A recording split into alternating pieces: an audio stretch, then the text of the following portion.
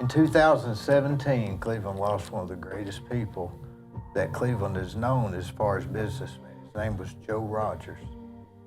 And today, I've got his son, Garry Rodgers, who is successful in his own right. And I'm looking so forward to this. I cannot explain how much.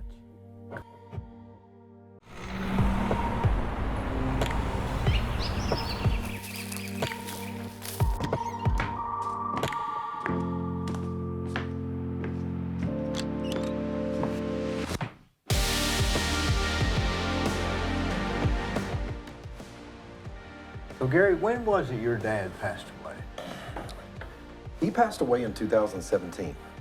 2017. Yeah, 2017, March of 2017. Now he was in was it Sanibel Island at the time? He was in Naples, Florida. He was good friends with Max Everhart. Oh yeah, they were buddies. Max loved him. He loved Max, and I loved Max. I mean, what a great family, Everhart family. I think they went to Florida a lot with him. They did, and you know, Mom and Dad did something that I think was smart in that they rented for a while before they knew they wanted to, you know, kind of retire or slow down in somewhere in Florida. And so they explored, and they fell in love with Southwest Florida, and they fell in love with Naples, really, and rented a place or two, and then ended up buying a place in 2000. But, and just brought friends down there, spent time with friends, played golf. He golfed. All of that. All the time. Yeah, he did. You know, I saw online your son, he had won that, the track thing. Yes. And yes. his smile is just like your dad. is. Has anybody ever told him that? It is. You nailed it, though. Yes, absolutely. And you look at older pictures of my just father from here when he was down, younger. it's just Joe all over. Yeah, absolutely. Joe was very calm. He was. Methodical. He was, you know, and I would say, Dee, he was very humble. I think that was the thread with him, you know, I would deem him as a humble warrior. He had a business spirit about him. He was very driven, but he was humble. I didn't realize he was in Insurance Incorporated at one time. He was. I knew that, but I had forgotten. That was like ancient history, right? Yeah, that's right. He was in the insurance business, and then, of course, he worked at American Uniform for years as well. And then he got into the real estate business and worked for Bender Realty. Yeah. And that was when he was 34. He made the switch from American Uniform, and then with no income going into the real estate. And Bill Bender was really kind to him during that transition, during the lean times of, you know, you're living off just a commission. Yeah. My mom shared those memories with me recently about how kind, you know, the Bender family was to them, just to kind of bridge those gaps before Dad really got going in the real estate business. And then the rest is history. The rest is history, and it was a good history. Dad always worked really, really hard, and I had the blessing of just kind of watching him quietly, you know, growing up, and he built his real estate business and worked very, very hard, you know, even on the weekends. And then he got into development. That morphed into development. And I watched him do the numbers on the back of a napkin. And that still works today, as you know. Works. And it was a lot of fun watching that. You know, my estimate on the house I'll be more accurate at the red light on what it's going to cost. Yeah. Than sitting in here 6 hours figuring out what it'll cost. It'll always be more accurate. Absolutely. We don't give our minds the credit that it needs as far as making decisions. I agree. I think you have to just pan out, think through it, take your time analyzing deals and thinking through all of the other things that a program like Argus or a financial model, even like just basic Excel, won't pick up. And so I think that's what Dad was good at. It's the nuances. It is. Now Joe Rodgers, yes. What's the relationship between Joe Rodgers' Office Supply? Great question. So Joe Rodgers' Office Supply was my grandfather, Joe Rodgers Sr. And by the way, I'm a Joe myself. So there are actually 5 Joe Rodgers, and we'll get into that in a second. But so Joe Rodgers Sr. was my grandfather. He owned Joe Rodgers Office Supply, and I think his first location was down on Inman Street. and you know, did that for years, and then moved to the location that was close to Broad Street Church now, as it is now. Sold to the Serum family, wonderful people. You know, Ed and Greg. You know Greg. Greg Serum, yeah. Yeah, wonderful family. But sold that, and then went to work for Jafco, which was Jimmy Corn's company, and helped him build the mall. Helped him build the Village Mall. Boy, that's some history. Yeah, and the chalet. So he was about involved. the same, because they were built along the same construction lines. You ever notice that? Yeah, that's right. Exactly. So Same there concrete. Yep. What was that, about 67? I think it had to be in the late 60s. It was somewhere between 67 and 70, I think. Yeah. My grandfather, Joe Sr., unfortunately passed away in 1973. I was only 7 years old. I do remember him, though, Dee. I had enough of that memory of just his kindness, and I'll never forget that. They lived on Spring Street, downtown, close to downtown, and I remember riding in the golf cart with him, you know. And my granddad was an incredible guy. He loved to cook. He loved to dress flashy, but he wasn't cocky. He just liked the flashy dressing. But he loved to cook, loved to grill, and loved Christmas. You know, for years for years he had this huge Santa Claus in the window of Joe Rodgers' office supply, and it had the spot lit up. He was a marketer, you know, and people would drive by and see that. And then on Christmas Eve, he would take that Santa Claus out of that window and put it on their front porch. It was great memories. Now that used to, where he was at on Broad Street, that used to be MC Hedrick's at one time, right? I think so. I don't remember that, but I think you're right about that, you know.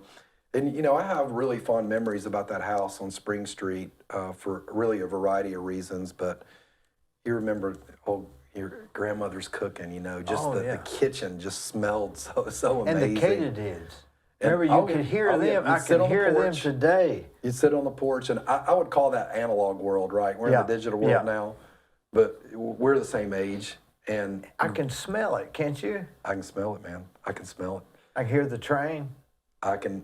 See, my grandmother was on Harl Avenue. Okay. So we could hear it. It's. Oh yeah. And those memories will always stick with us, you know. And because we didn't have the phones to take the pictures, I think there's something to it. It's more indelible in our memories. And back to that house for a second. One of the most special things of that house was my granddad and my dad's sister, Molly, grew up with cerebral palsy. So she walked with braces at a very early age, but she never really walked. She was confined to a wheelchair. And I learned more from her. My Aunt Molly, she really had a powerful influence on me. And no was not acceptable in that house. They never treated Molly like she was handicapped. They took her everywhere. And she worked with her creative mind. She worked with beads, and she went down to the Billy Nipper show, and she went down to those art shows. And we listened to Braves games together on the AM radio, on that transistor radio, and she was a huge Braves fan, and she would wear I watched the Braves the other night, and they had the old A, right? They bring back the vintage uniforms, and Molly would have the old A batting helmet, and if you remember, man, in the 70s, the Braves weren't that good. They had a losing, I don't know specifically, but they were like 775 and 883 or something. Don't hold me to those specific numbers, but they had a losing record. And when they weren't doing well, she'd turn that cap on backwards, in hopes that somebody would get a hit.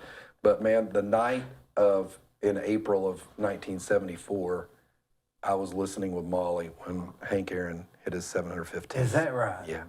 What a story. Yeah, and I'll never forget that. I mean, I was 8 years old, but I'll never forget that night. We're listening literally on the transistor radio. And remember, there were weeks of anticipation up in that, but that was really more in the off season, because when he hit that home run, it was in April. So it was really the start of the season.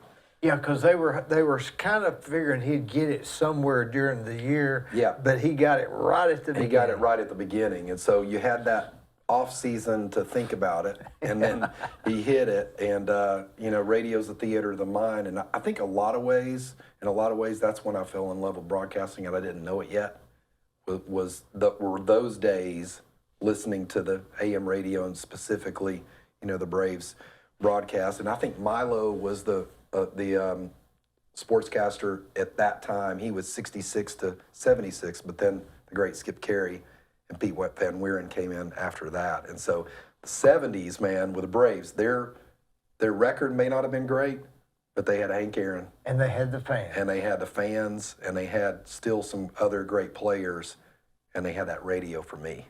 And that was that they told the story through the radio with the Katydids in the background. That's right. On the porch at night. You can't put a price tag on that. You think that's what led you into broadcasting by any weird You know, I've never really connected that back, but like I said, I think now that I think about that and now that I'm talking about that, I think there's no doubt that planted that seed. Because I really started paying attention to how broadcasters told the stories. And I had a little bit of trouble. You know, everybody's had problems. And one of my challenges growing up in school was, and this is back before anybody knew what it was, but I was dyslexic. I mean, I wrote left-handed, and I wrote from the bottom of the right side of the paper backwards, mirror writing. Well, they thought you was a kook, probably. They did. And I remember my mom coming back, and we had a talk. But I remember writing, you know, I grew up in the greatest neighborhood in the world, and that was Bowman Forest, not far from your studios here. Yeah. And let me ask you this. I used to go spend the night with Kevin Mitchell. Oh, yeah. And Great our guy. good friend was Joe Watson. Okay. Now, I know there's a connection.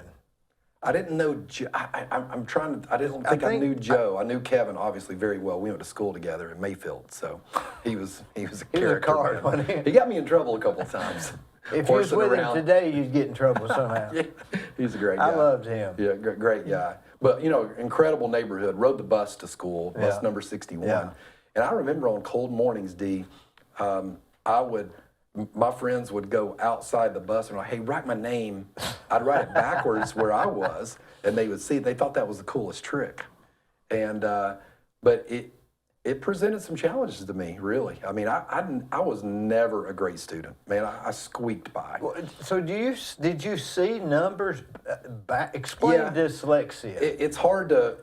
There are different forms of it, but all I can say is, you would see things backwards. But whenever you get in a rush, and I still struggle with that today. If you get in a rush and I'm writing something down, or if I'm really stressed and I'm trying to capture notes, I'm a note taker. You'll find yourself putting one letter in front of the other where it's not supposed to be, so it gets inverted. Or you may write it backwards. You can still write, you know, an E backwards or an F backwards. But that's okay with taking personal notes. When you're reading a book or something. Well, you know, and I feel like I can read fine. Ironically, I love to read, but you know, in this day and age, there's so many other ways to learn. I love learning, and so it's podcasts like yours. It's video. I mean, YouTube. You can learn so much in this day and age by listening to things. My preference on books is to always do the Audible and listen to them that way. But I still can read. I can read fine. For some reason, having something backlit like the Kindle is better for me. Paper is a little bit more of a struggle. I don't know why. I can't pinpoint it. But there's something about having those letters backlit that helps. And but reading will wear me out. I can only read for 10, 12 pages at a time. It'll wear me out. Wouldn't you always be questioning what you're reading? Make sure you got your... Yeah, you have to read it over and over. The reading comprehension is a challenge. And what did you think your issue was? I mean, because in school that would have to be a deterrent. It was a deterrent, but again, I worked on it. And you know, back then, if you were left-handed, people, they tried to make you right-handed. I don't know if you remember that, I remember especially that. with sports. I don't know why they did that. My father was left-handed, but always golfed right-handed, so he's really both-handed, but really strongly left-handed. And my dad went to Bradley. He was played all sports. He played baseball and football and basketball. He was pretty good in basketball and baseball. And the teachers wanted me to. They kept putting pencil in my right hand. Well, I just went with it. But when I got to sports, I was still left-handed. And today I'm both-handed. So today I'm pretty much fully ambidextrous. Ambidextrous. Yeah. Do you think it's because they tried to get you to learn to right-handed, or are you ambidextrous by birth? I don't know. I think I was probably more left-handed at birth than I was, both. I don't know why they would try to get people to right-handed when they're left-handed. That doesn't make sense. I'm not sure, but I had wonderful school years because I had just wonderful friends, and nobody knew back then what that word was. Nobody knew what dyslexia was. And I didn't, I'll tell you the very first time I heard it was when I actually got to UT after I went to Cleveland State first, played basketball. Then I went to UT. But when I got to UT, to get into the College of Communications, you had to pass some core competency tests, spelling, writing, grammar. Spelling, grammar, typing. Because back then, you and I, when I went to college, we didn't have a computer. I ended up last year, my senior year of UT, had a word processor, and you stick a floppy disk in, but we learned on typewriters. So I got to the test of typing, and you couldn't read what I was typing, and so the teacher came to me and said that's an F. You only have 2 more takes, and that's it. So took it again, F. Then the third time I sat down before I took the test, and I said, do I have to take this right now? And Dr. Moore, who was the head of College of Communications at UT, said, you don't, but you need to get a typing tutor, and you need to work with her. And so I worked with a lady at UT with a typing tutor, and she sat me down, ASDFJKL semicolon. Everything that I was typing was inverted. A's and J's, S's and L's, backwards. Golly. And she looked at it and she handed me this paper and she said, have you ever heard of dyslexia? And I said, I don't know what is that? And she explained to me, she goes, I need you here every afternoon and we're gonna get through this typing stuff. So I got through that and tutored, and it was hard, but I was able to get into the College of Communications and I squeaked by school. And now you wouldn't even need that for communications. No, well, yes and no. I don't know how local TV news is done now. I can tell you how it was done when I was in it, but we would write our own things, and so we would type it, and we do the carbon copy. You would type it and be carbon copy, and then you give a piece of paper to the producer, and give a piece of paper to the cameraman, a piece of paper to the teleprompter guy. That way. So it was interesting. You'd need 4 pieces of carbon. Absolutely. Yeah. Those were the days. And then, the funny thing about that was when I was on television doing sports, you're kind of doing scores and score updates, and everything can be a mess, and you have to be able to change on the fly. So you could type up something really pretty, but 9 times out of 10, you're winging it anyway. Yeah, right. Yeah. Do you think that subdivision that you lived in, what are some of the really good memories? Oh, man. I tell you, I think the common thread was, really good friends, parents that were involved with their kids and looked out for the kids, but they weren't helicopter parents. But you did this too. We rode bikes everywhere. It was the bike riding. Well, every time I ride a minute check. That was a big deal, getting the minute check on Ocoee Street from Loma Forest. When I went to, when I'd spend the night with Kevin, we'd go to the vacant lot. Remember the vacant lot? We camped out one night on the vacant lot. I do. Yeah, I remember. I do. But and I'm going to leave so many people out. But I think about all the great people think of just my neighbors, the Hills, Cooper and Cameron Hill. And then we had Terry Jones that lived close to us. But we had Tucker Duncan. We had the Irvins, Jill Irvin. We had the Harrells. I was really close with all the Harrell family. And then we had Clint Brown. We had Jamie Dye. We had Brian Pesterfield, Greg Allen. Golly. I mean, Jack Roskin, the Roskin brothers.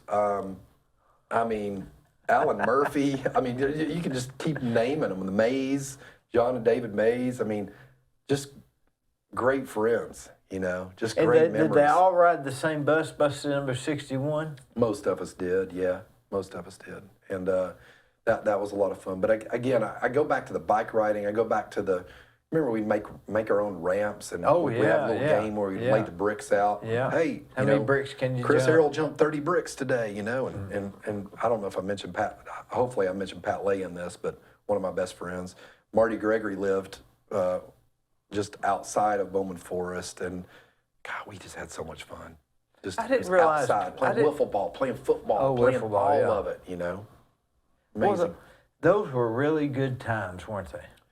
They were great times, and again, it was back to the analog world, right? It was back to where we had to be creative. I remember playing cup ball. I don't know if you remember that. We played cup ball all the time. We'd make the Dixie cups. Cup ball king. yeah, we played cup ball. Did you ever play cup ball, volleyball? Remember we played volleyball with cup ball? We did that, and you know, there was something about that cup that had the wax. That somehow or another made it crunch together. I know exactly what you're talking about, and those were just great memories. So I don't think kids have that anymore. And you know, we say we don't, they don't, but they don't. They don't. They don't, and it's sad. You know, they have other things, but there's a reason, I guess, the gaming industry is bigger than the film industry, because everybody's, you know, playing the games on their phones, and they're still, you know, my kids. I have 3 boys, and I'm trying to be as active as I can be with them, and so we're outside a lot playing a lot of those same games. So it's still a lot of fun, but I miss them not. They don't know what they're missing, because we don't live in a neighborhood. We live on a farm, but being able to just ride your bike over and play, and you think about those days when we didn't have phones and we just knew where to be, and everybody kind of ate at the same time. Although we kind of ate later, that kind of drove me crazy. But we ate later. But it was just an amazing time. It's like that movie Sandlot. You ever watched the movie Sandlot? Yeah. Or Stand By Me. Stand By Me. That was a good movie. Oh, that was a good one. How good was that? That was an incredible movie. Yeah. That's one of the top. That's it. 5. Yeah.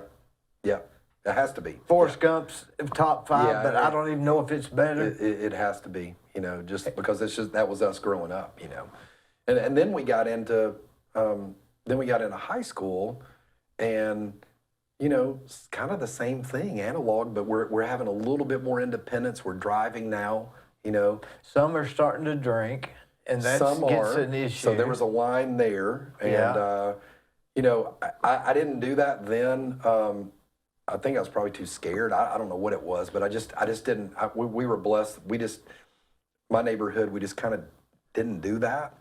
But boy, you and I grew up in the 80s music, and it was the best. I'm sorry, I'm biased, but 80s music there was just nothing better than that, and it was just a lot of fun.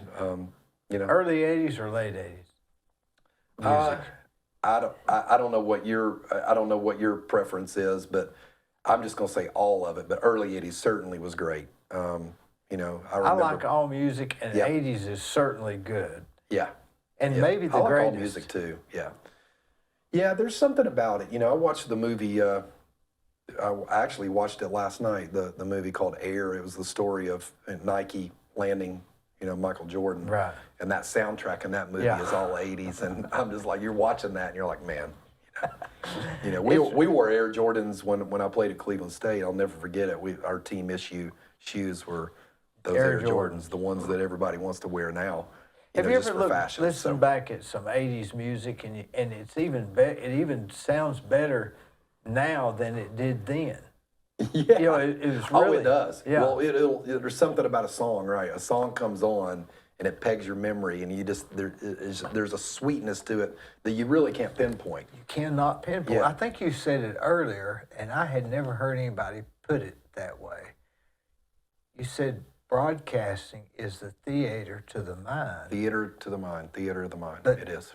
That would be the same would for be. radio, for Absolutely. music radio. Absolutely.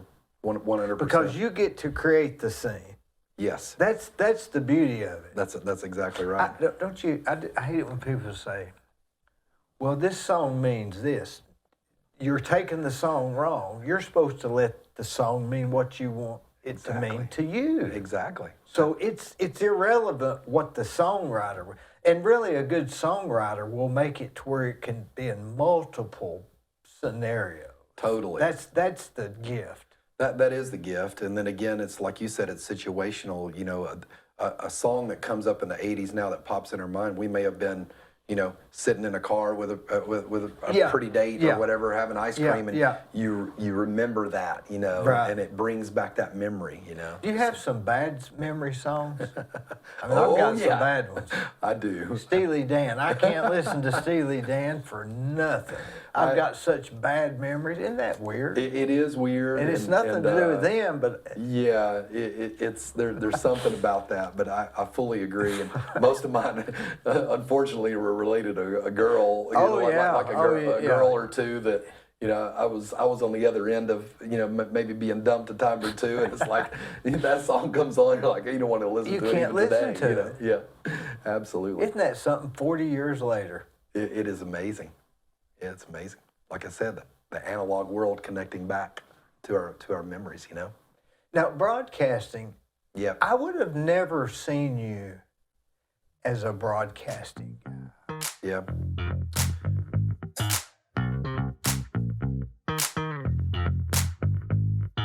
Let me tell you about Capstar Bank. They're located in Nashville, Hendersonville, Gallatin, Athens, Madisonville, Sweetwater, Etowah, and in Cleveland at 950 25th Street and 3855 North Ocoee Street. I've used them. I like them. Give them a try. They're no problem.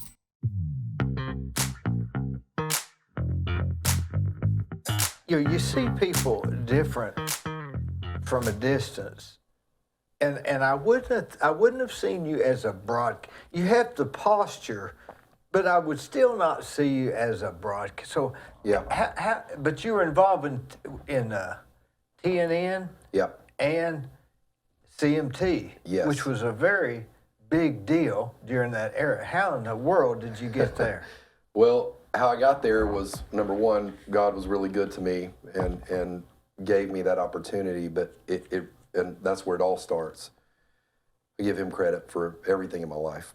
And but it really started with him planting that seed in my heart and my desire to be a broadcaster, with the early days, like we talked about with the Braves, like being around sports, growing up playing sports, watching the Lakers, Celtics. By the way, I'm a huge Lakers fan. I still am. It's hard to be a Lakers fan, but I was a Lakers fan back in the 80s. They don't leave the Lakers. With Rambis and Michael Yeah. Cooper and Magic Johnson, who I spent some time with Magic Johnson, and we can talk about that if you yeah. want to. But you know, those were the great days, and I kind of started dreaming of being a broadcaster. And so when I graduated from Cleveland High School, I was not that good of a basketball player, but I loved the game.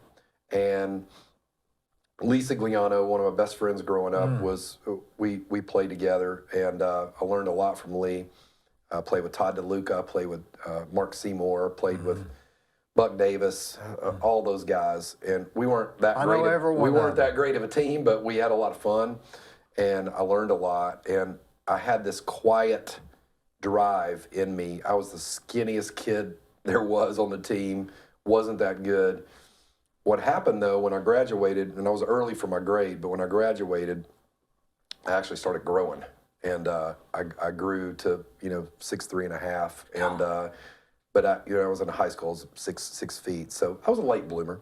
So I wanted to stay with it, and I went to a little college at Emory Henry in Virginia, played basketball there my freshman year, but I just didn't like that school. Nothing against that school. Right. And I got homesick. I actually came home early, and and then transferred to Cleveland State. Had to sit out a year, grew more that summer, ended up playing, Mr. Sigliano gave me an opportunity to play for Cleveland State. And so we had a really good team that I was a part of. Was Lee at Cleveland playing State. for them at that Lee time? was before he went to Belmont. And Lee was a really, really good player. But that team was a great team. In fact, at one point in that season, we were ranked second nationally in junior college. And so, the power of attrition. You hang around, some guys get hurt, some guys don't make their grades, and all of a sudden you're sometimes in the rotation. You're like, what happened here, So anyway, I got basketball out of my blood. But while I was there, Charlie Burns, the late Charlie Burns. Oh, yeah, the lawyer.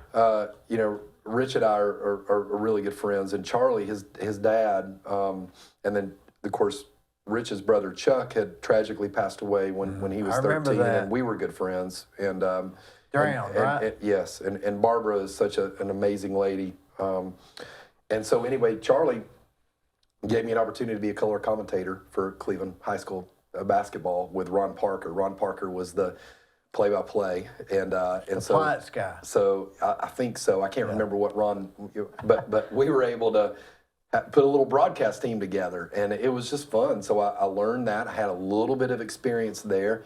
I got to UT, and I said, man, I want to stay with this. This is what I want to major in. And I figured out early on I wasn't going to be a good student, so I better be aggressive, and I better find some real-world experience and be aggressive. And my dad used to say all the time, one of his greatest sayings was, create, don't compete. And that always stuck with me. And he always used to say, what the mind of man can conceive and believe he can achieve. And so Dad planted these incredible encouragement seeds with me, and to say, look, man, you can't think big enough. Think big. And so I fortunately ran into this guy who was a sports director at WIVK, the big country station up in Knoxville, 107.7 FM, and they were doing high school football, high school sports on Friday nights. And I met him randomly on campus one day, and we struck up a conversation, and I said, hey, I have some experience, and what do you have? I'll do anything. And they hired me, and that really started my career, because when I was at UT, the next step, they said, well, this guy can do it. Okay, he's fine. He's not screwing up that bad. Let's put him on the radio. And so their big country station had a huge market share at that time. That was a 100,000 watt station. Oh, it was huge. And you can pick up, I just call it IVK. You can pick up IVK down here on the edges of town. Again, 107.7 FM. And so I got the opportunity to work graveyard shift. And so when I was in college, on Friday nights, midnight to 7 a.m. was my shift. And boy, it was fun. I learned how to, we call it running the board, learn how to run the board, and learn how to, you didn't have the vinyl records. We had, they almost looked like 8-track tapes. That's how the radio station was. But, you had to be careful with that, because you had to still mix the board. You had to make sure those songs didn't run out. You had to learn how to talk over to the beds of those. Those things were keyed. They would say like, it may be like Bellamy Brothers or Hank Jr., and it would say 16 seconds. That would show you that you had a little bed that you could talk over before they started singing. So you knew you had 16 seconds to say, hey, it's 3 in the morning here at WIVK, and the temperature is 68 degrees, and good evening, everybody. So you were the Johnny Fever of like a WKRP. Probably so, something like that. Boy, we had some Johnny Fever characters there. But what was fun? It was wild. UT was a big school, right? Yeah. And my friends would go out on Friday nights, and I started working at noon, and they'd swing by the station about 1:30 or 2 a.m. and pull records for me and say, hey, play this, play that, And that was fun. I always look forward to seeing them come, maybe 1 in the morning. But Dee, from 2:30 a.m. to 7 a.m., that was the loneliest time, because they were gone and I'm there by myself. But you learn. You're by yourself, and that's the power of that graveyard shift. They put you out there, The imagination will run wild during those times. It can. It really can. But you learn too about the employment base. Like in Knoxville, you had the third shift workers, and they would call, and so you would develop a little bit of a following. There's a subculture to that. Yeah, there's a subculture to that, exactly. And so, I graduated Cleveland High School in '84. I graduated UT in '89, and what was amazing about country music in the late 80s, and you can Google it and look it up, but there's a thing called the class of '89. And the class of '89 is still to this day arguably the biggest class of breakout stars that you could ever imagine. You had Clint Black, Garth Brooks, Alan Jackson, Vince Gill, Travis Tritt. Reba had been going, but Reba was really emerging. You had bands like Restless Heart and Diamond Rio, and of course the Bellamy Brothers, and of course Alabama had been going, but they were sort of on their way out then, right? Maybe in '89. Well, a little bit. They'd gotten Alabama. They'd gotten away from country western. They had gotten away from that, and a lot do. It's kind of sometimes it's a natural evolution, Yeah. but.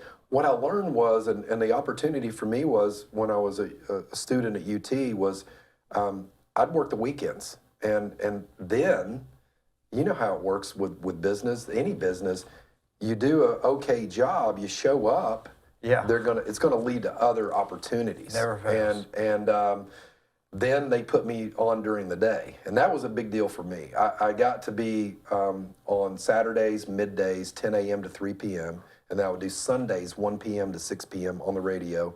Again, spinning country music records, right? Well, those Saturdays and Sundays both were special days because my boss at the time had told me we had a what we would call the hotline. And so you're in the radio studio, and you can imagine, when you have a radio studio, you can't have a phone ring, you can't have noise. But the way the phone would ring, the private line, the hotline, was a red light bulb in the corner, and it would just beep. So when that red light bulb was going off, you knew that it was somebody important. It was either your boss or a family member. Something may have been going on that needed you, because that number was not given out to a lot of people. Or it could be maybe a VIP. And so my boss said, look, watch this line on Saturdays, because he said you never know. They were always having conversations with record labels and artists about what they would call the radio tour. Back then, that's the way artists would get on the map. They would do a radio tour where they would actually swing by all of these radio stations and make the connections with the radio DJs. And if the radio DJs developed a relationship with those artists, then they would put them on. And for me, being a little skinny kid from Cleveland, Tennessee, and struggling to get through school, if that phone was going to ring, I was going to pick it up, and by golly, I was going to put anybody who wanted to be on the air, yeah, because I'd already gotten the green light. And so, there were some special days. There was a day when I got a call, and Arista Records executive called me and said, hey, I got this guy from Noonan, Georgia. We're passing through. Alan Jackson, can we come by? And so Alan comes by, and he's singing Chasing That Neon Rainbow, and I'm right across from him, and we're talking about his life and talking about, we're just promoting him being on the radio. And so being able to meet a lot of those stars really they were nobodies back then was really a special, it was just a front row seat, I remember the days of Kenny Chesney. He went to East Tennessee State University, and he was from Knoxville too, right? He went to Gibbs High School, and he went to Gibbs High School, but he went up to ETSU. I think he was a marketing major, but he was a songwriter, and he started. He played in a band up there, and he started playing around local Knoxville places, and Kenny was a smart guy. Mm-hmm. He figured out, all right, this is WIVK, this is a big powerhouse station. He would come in all the time, hand us cassette tapes, play this, here, I wrote this song, I want you to play this. What do you think about it? And my boss at the time was like, not that great. And Kenny, I say this lightly, but Kenny had a trouble singing. His voice was way off tune. They auto-tuned him when he started. They auto-tune is something, you know, you could go in and correct voice correction thing. But I will say this. I remember one time he came in and I forgot the song, but it ended up being, didn't even make it to a record. But I remember we all met after he left, and it was just like 4 of us in the room. And we were going around like, what do you think? And I just remember the only thing I said to my boss and those guys, I said, I'll give him one thing. He can write. He can tell a story. And rest is history with Kenny Chesney. But, you know, we were, WIVK was instrumental, and he'll tell you that, helping putting him on the map. And he became bigger than Alan Jackson, in my opinion. He did. And, of course, now he's got the, I would call it the Jimmy Buffett thing going right now, you know. And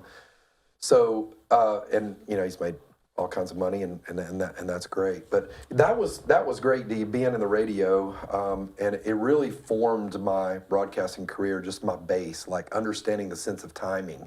Like back then, you know, you'd have to back in, you'd have programs like Paul Harvey, and you'd have to hit it. You'd have the ABC news feed coming down, and you'd have to come out of a song, talk, and you're watching the clock, and you know exactly when that pipes in, and then you do you bring it up, and you learn the sense of timing, you know. So doing that is bringing the sound from Paul down Harvey to up. What do they call that? The fade? Yeah, you're fading your song out, and you're bringing him up. Yeah. And but just hitting ABC News, we were an ABC News station, so you'd hit it at the top of the hour, every hour you'd hit ABC News, and so you just learn your sense of timing. So it was more than just sitting there playing records. It was much more than that. Yeah, you had weather. We had radar back then. We were fancy. We had a radar system, and then we would work with Channel 10 WBIR, which was the NBC affiliate there.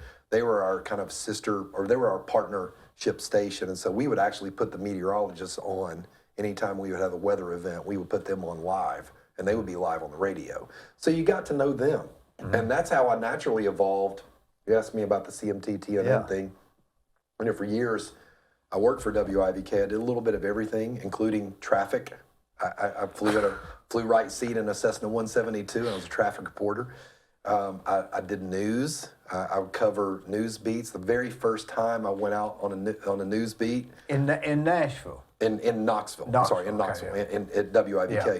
Very first news call I went out on was a murder, a homicide. And you have all the reporters. It was pouring down rain. I drove the little station car up. It's pouring down rain. And everybody's standing on the porch, TV, radio. And I run through the yard, and I get up on the porch, and everybody's laughing. And I was like, what are you laughing at? And they're like, dude, you missed that. The body was laying in the yard. I missed stepping on the body, running from the rain, you know. But you just learn a little bit of everything, and it was a great base. I you know, again, I fell in love with country music. I fell in love with the storytellers. I got to meet so many. Were you a country music fan prior to that? Or sort of like indifferent to it? A little bit indifferent, to be honest. You know, came in out of the 80s, loved R&B too, loved it all. But it gets in your blood when you're spinning those records and you're listening to those stories and you're working midnight to 7 a.m. Yeah. You know, you're listening to those things. Little Waylon Jennings, pretty good. And you're actually writing down lyrics. You're writing down things, and I enjoy poetry. I do a little bit of poetry on the side, and I think that's where I get it from a standpoint of just like being able to write down and connect certain lyrics and certain things, and it's just a good way to keep your mind creative. So, but it was those were incredible days. I still maintain some friends that are in that industry on the radio side. You know, on the entertainment side, that kind of comes and goes. You know, I don't know any country artist now. Like there's nobody that I have their phone. People ask me that a lot. Hey, you know so and so. You know, call it. You know Morgan Wallen? Like, I don't know Morgan Wallen. I think a lot of I like Morgan Wallen's music because he's a Knoxville boy. Yeah. And or Sneedville, but learning the radio, And then tacking on an opportunity to work for the Vol Network, that was another opportunity I had for several years to, work with the legend John Ward and being able to do that. My duties were kickoff call-in show beforehand, holding the mic around with callers and people are interested in, asking questions of John Ward and Bill Anderson, and then halftime features during the radio during those games, and then I had the opposing locker room, head coach and a key player with the opposing locker room. So it was great to meet some coaches like Lou Holtz, and Notre Dame would come to town or whoever. Those were incredible memories. I learned so much from John Ward. Because that was what, 93 or something? Yeah, that was kind of in that range of 90 to 93, 94. And that's when Fulmer kind of came on after Majors. So I think Fulmer came on in 92. So I had a chance to spend some time with Majors, Coach Johnny Majors and Coach Fulmer. So it was great. And it was just a wonderful time. And then naturally, the natural evolution of my broadcast career was into television. And so I got a job with Channel 10 there. They were doing a weekend show, a weekend morning show that was from 8 a.m. to 9 a.m. and on Saturdays and Sundays. And so I was the sports guy and worked with some great anchors there, some great weather people through the years. And there were some legendary, as you can imagine, like any town, but there were some legendary, iconic broadcasting figures, both on radio and television. Bob Thomas, who's still a good friend of mine to this day, was a legendary, the midday guy for WIVK, and then Ed Brantley, and then Colleen did the nighttime there, and they were just great people I learned a lot from. And then you had Bill Williams and Edie Ellis. They were the anchors, the staples in Knoxville for years, and had a chance to work with them, work with Bob Kessling. I work with Mike Keith, who's the voice of the Titans. Bob Kessling, yeah. Yeah, work with Kessling. And did you say you met Michael Jordan? I did not meet Michael Jordan. I met Magic Johnson. Magic Johnson. And my sportscasting career allowed me to meet several sports stars, and I connected with them in a powerful way.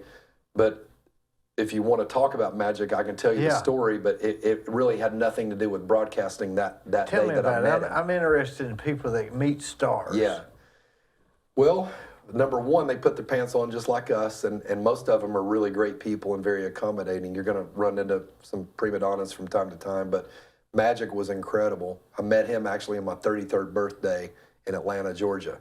And I was going down to celebrate my birthday with my brother, Wes, and we had a good friend of ours, Gannon Goodson, that was it still is in the medical device industry and pharmaceutical industry, and he lived in Atlanta, so we were just going to go out that night and celebrate in Atlanta, and I was picking Gannon up from the airport. And so back then at Hartsfield-Jackson, you could park kind of across the street from baggage claim, and I walked across to meet him, and I looked over there, and I'm like, there's Magic Johnson standing there. So you recognize by himself. Yeah, he had basketball shorts on and a T-shirt and a little kind of a light briefcase. So he was literally just there by himself. He was literally standing there by himself, waiting on a ride, but he was standing right there by himself. Why didn't other people recognize him? I think people were starting to, but again, I just saw him and I was like, and it's my personality. And you knew about basketball, so yeah. So I was like, I'm gravitated toward that. Yeah. I'm like, I'm gonna go and talk to him. Yeah. So I go and I just go. I had basketball shorts on. We looked like we were going to basketball practice together or something. So I walked up and I said, "Hey, Magic," and "Hey, man, how you doing?" I introduced myself. Was he tall? Well, he's 6'9", so he's tall. He's tall and big, and he was very, very nice. And I said, I knew this because I've been around some celebrities, and a lot of times they don't want to just talk about what they're in. Right. But I knew Magic was in business, right? He did. I mean, he owned at that time. He was in that QSR business, fast food business. He was in theater business. He was expanding Magic Johnson Enterprises. Now he's part owner of the Dodgers, part owner of I think another sports team, and so Magic has done very well in business. But I knew he had a passion about business, and so I said, Magic, I said.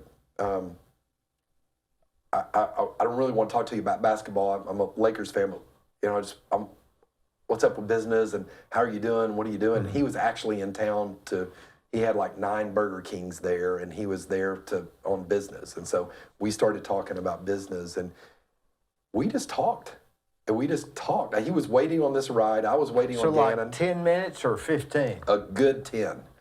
And it was just a wonderful conversation. There was a sky cap that came up and said, Magic, give me your autograph, And he goes, sure, man. And so he was signing, and shows you the card that he was, but he signed that, and he goes, we need to get my buddies right here too, And that guy looked at me like that.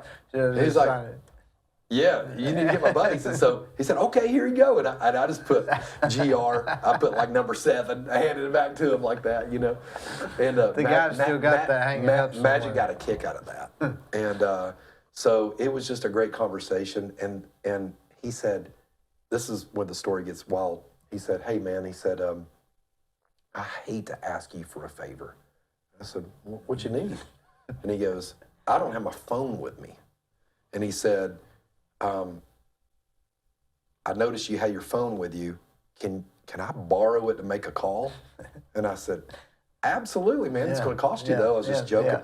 It was a Motorola StarTAC, the flip phone, So he called, and he said, hey, where are you, Okay, 5 minutes, okay.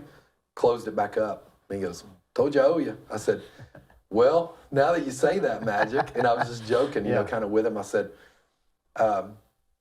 he said, what are you doing down here? And I said, well, it's my birthday. Happy birthday, And I said, you could do me a favor.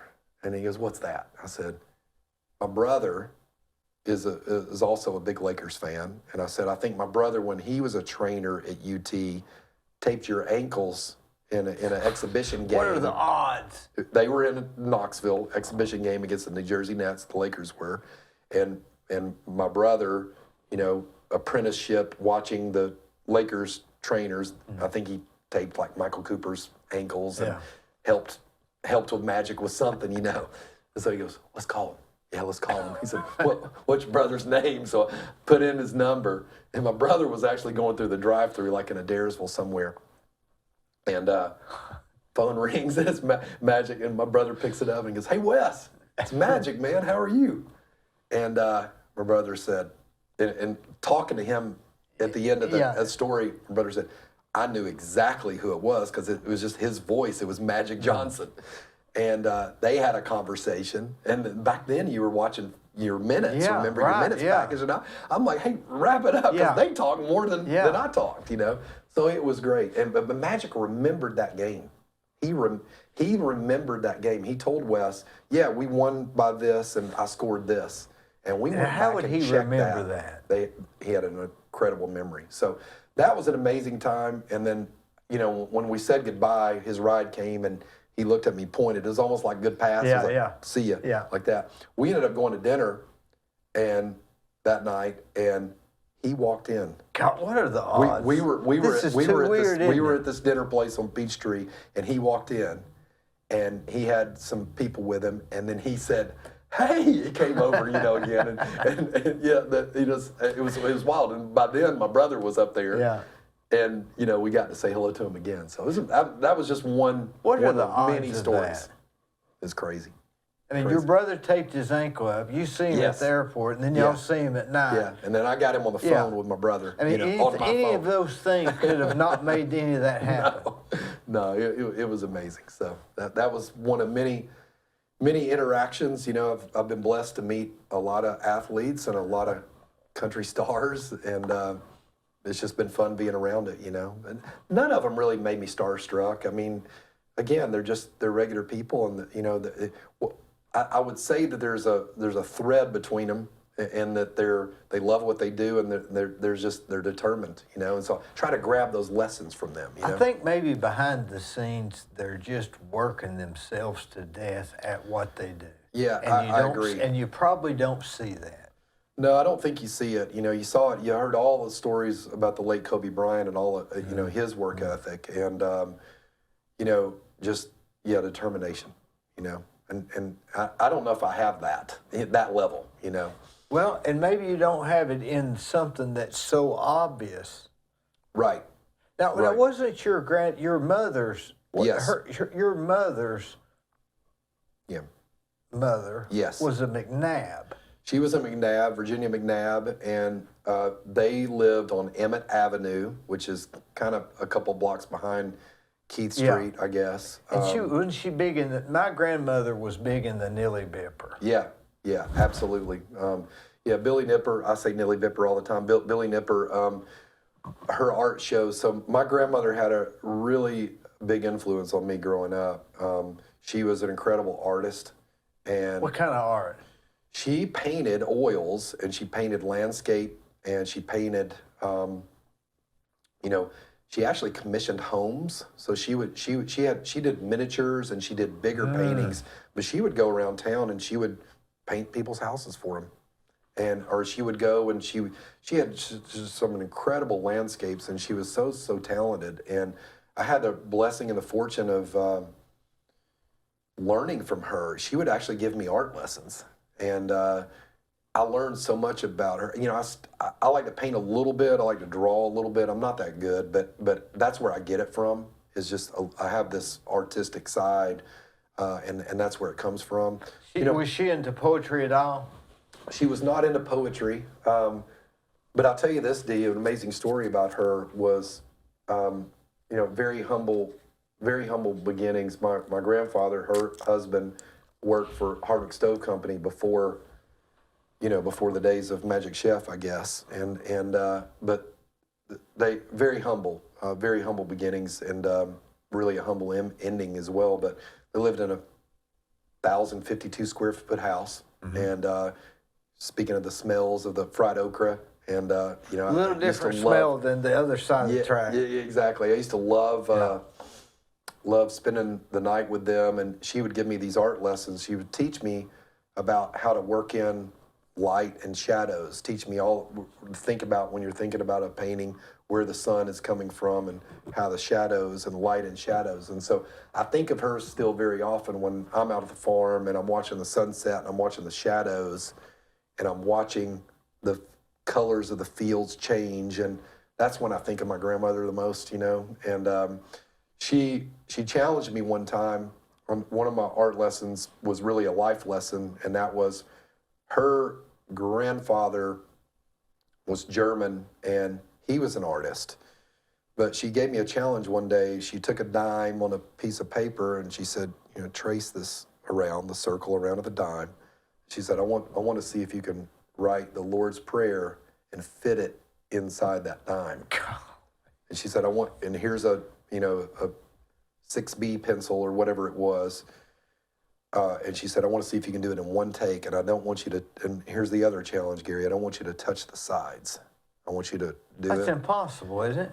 Well, I was able to do it. And I learned something about myself when I did that. And then I started doing those for friends, and then, and doing it and actually not touching the sides. And it was a life lesson about margin, because she would teach me about artists and how you would paint the picture, and you got to put a frame over it, right? Yeah, so you got to leave margin. That's right. Yeah, I hadn't And thought of that. so she gave me a life lesson about margin, about you got to have margin in your life, margin in your finances, margin in your relationships, margin morally, that you can't go over the line. And so, what do you mean by margins? Does that mean like leave? What does that mean? it means margin in your life. Like, so when I was able to do the Lord's Prayer and the dime and leave margin, or when I was able to paint a picture or draw a sketch and leave margin for the frame, is space, right? So it was a life lesson. She would hammer that home. You need margin in your life, in your finances. In other words, simply don't spend more than you make, right? That's margin, right? Have some for savings. Give, save, live. You know, have the mason jars. Give, save, live.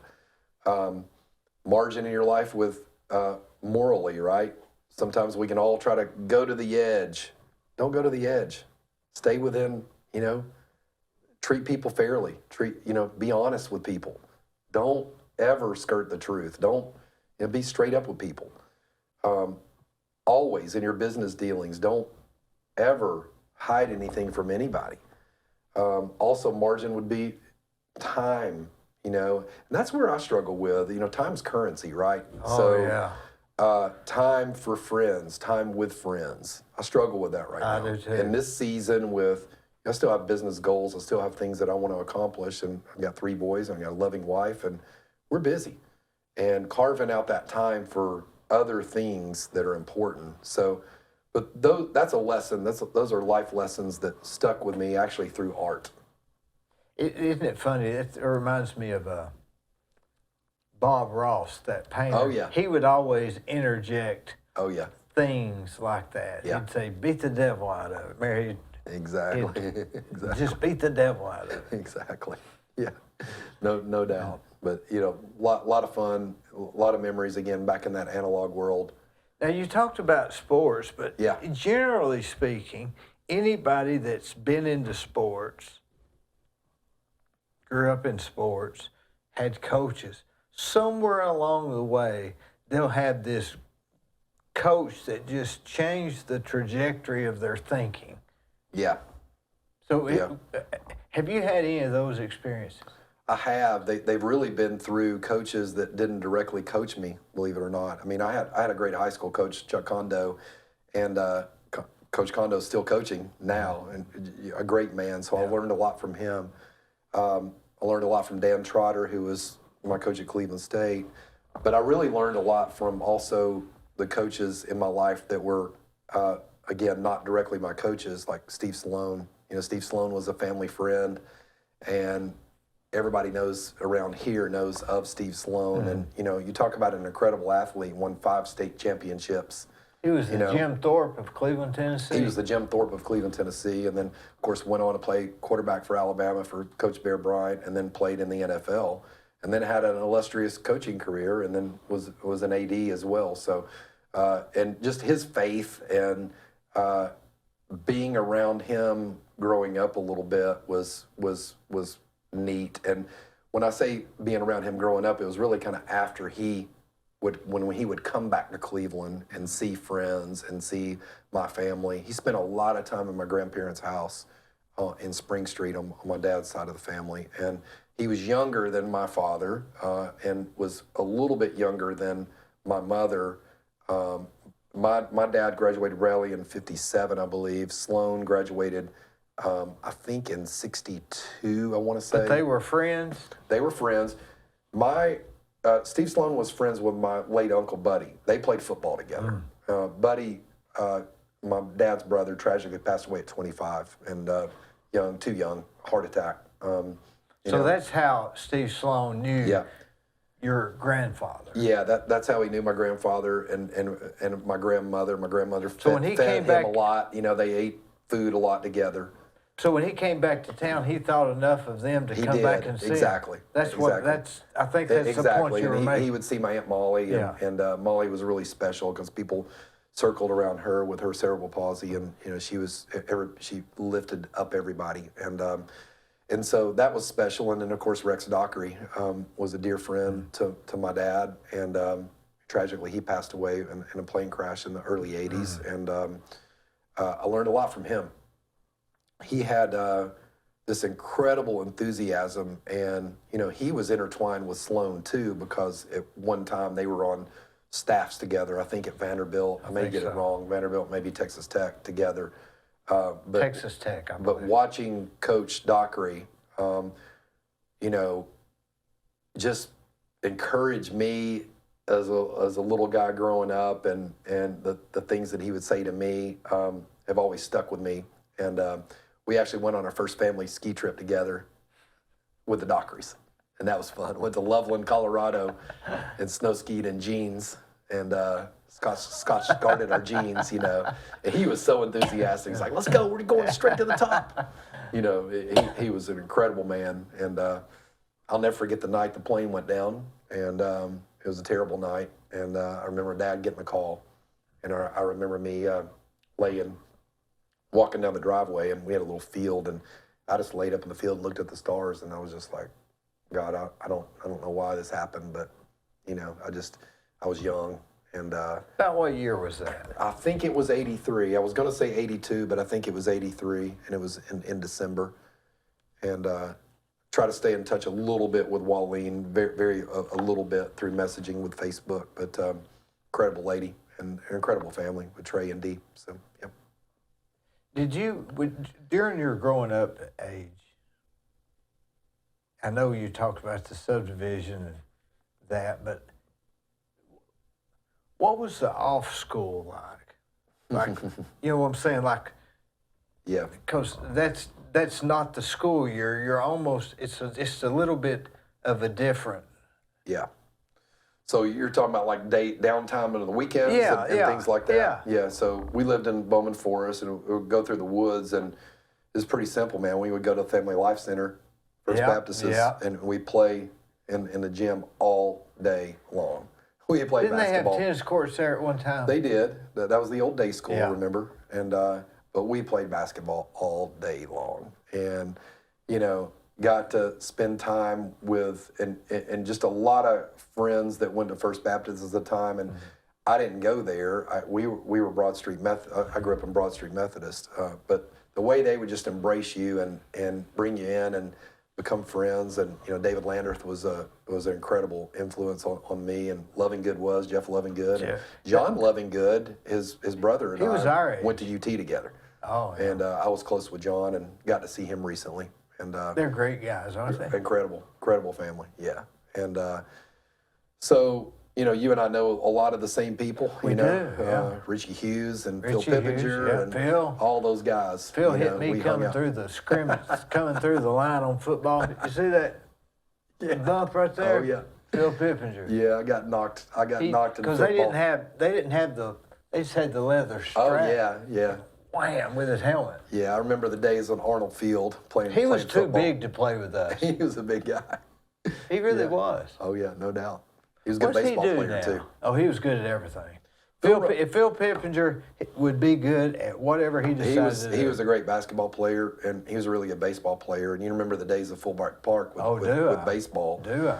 And His dad coached, didn't Ralph. Yep, Ralph was a coach. And What's Phil do now? Phil is with the ministry of Crossroads of East Tennessee and does a great job and ministers to so many student athletes and really students through Is this that area. out of town? No, he's here. He's here, and he really does local schools, and I stay in touch with him. And, I saw him driving down the road the other day off of Church Street. Yeah. And I started waving. I thought, well, he might not even really remember me. You Yeah, have yeah, people yeah. like that. You think, I don't know if he'd really remember me. I'm sure he does. Yeah, great guy. But yeah, that's what it was. I mean, the weekends were basketball. I mean, really, we played basketball. What about during the summers? Summers? We go to the pool. Tinsley or not Tinsley? I would go to Tinsley. That came a little later, right? We'd go to my dad was a big golfer, and so we'd go to the country club. We played cup ball. Cut ball, yeah. I always would get frustrated with the days of, and it was just a necessity, but when the lifeguards would blow the whistle and you had that 30-minute break, Yeah. you had to get out of the pool. Yeah. That 30 minutes seemed like 2 hours. Yeah, and you freeze. Yeah, you'd be cold but yeah, those were great days. But didn't y'all have a place a cabin We did. on the Hiwassee? We did. Great story. My dad bought that cabin. There was a guy that unfortunately, tragically passed away in a car accident, and his widow wanted to sell the cabin.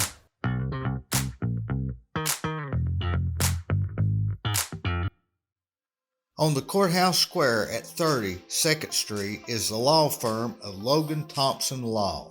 Since 1965, they have served the legal needs for the good citizens of Cleveland-Bradley County. If you've got a problem, they're no problem. Give them a call.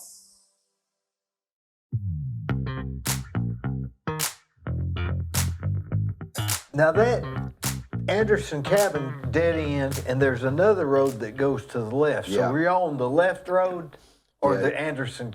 You'd have to go deep in, as far deep as you can, toward the river, and then you loop around to the left. To the and we were left. down there, end of that slough. Yeah. Incredible memories of that cabin. Yeah. my dad bought it. My mom was on a tennis trip with Mug Smith and some other ladies, and Dad was an opportunist and found a good deal in his cabin. I think the cabin was bought at that time for $19,000, but it was in shambles.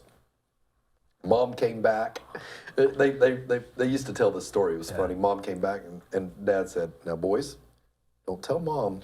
We're going to drive up here." You know, and we were like, "Hey, Dad bought a cabin." Yeah. You know, anyway, so we went up there, and you know, that was one of the best things that he ever did. Best purchases he ever made, because we fixed up the cabin, and having those summers there on that Hiwassee River, again in the Fixing it up together. world. Did you fix it up together? I mean, sort of inactive and. We did. We did our part and built a dock. And, you know, I looked up not long ago the tax records. I wanted to see how big. That cabin's 550 square feet.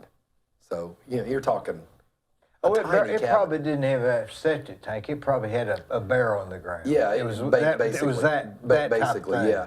So we, but just incredible memories. You know, my mother always, and she's living in good health and is here now, spends half her time here She in looks Florida. about as good now as she did 20 years ago. She's beautiful. Thank you, but she's absolutely beautiful, and she's doing great. She taught me how to run a trot line and how to run some other things out there on the river, and that was a lot of fun. And of course, Dad worked a lot, but he would come and we'd water ski. And my grandfather, Joe Rodgers Sr., had a 14-foot Crosby sled, they called it, a tri-hull little fishing boat, and with a 20 horsepower motor, and we'd fish, and the willow flies would hatch, and Dad put a fly rod in my hand at an early age, and we'd fly rod for, you know, fly fish for bass. There's more smells right there, isn't there? Yeah. I mean, really, that you could remember. Yes. Those evenings when that absolutely water was cooling off and you could start. Absolutely. You know, back then, it was just like we'd go. Dr. Taylor, Robert Taylor, was our next door neighbor. The veterinarian. Yes, and Hugh Calloway was on the other side. And, you know, so Claudia and Randy Taylor were dear friends. And then Brian and who else was Howard it? and who else was it over there? Tony Chase? Or did he come later? Well, Dean Chase was on the other side of the river. You may be thinking of the Chases. No, I think Tony Chase bought one too, but that might have been in the early 90s. May have been, but you know, we water skied and fished and swam in that water. And you know, one night we got in trouble. The tree frogs were crazy there. You know, the tree frogs were very prevalent there. And one night we had a genius idea of catching tree frogs, and we put it in our bathtub. And the bathroom was so small, but we closed the door, and we counted 100. We had 100 frogs in the bathtub. My mom opened the door. What's going on? You know, we had to get them all out of there. So, but those are fun days on that muddy river. I think it shaped me as a boy in a lot of ways. Well, it was a little bit different than the subdivision just grown up with. You know what I'm saying? Just a little bit different. And it was far enough away, but close enough. That's right. Know? And, you know, we didn't have a phone up there. We didn't even have a landline up there. And a little bit dangerous. A little bit dangerous, and absolutely a little bit dangerous. And just learning how to... And it was a steep hill going down, I believe. We had 96 stairs. 96 stairs. We used to run those stairs to get in shape for basketball, but we had 96 stairs, and we'd swim at night.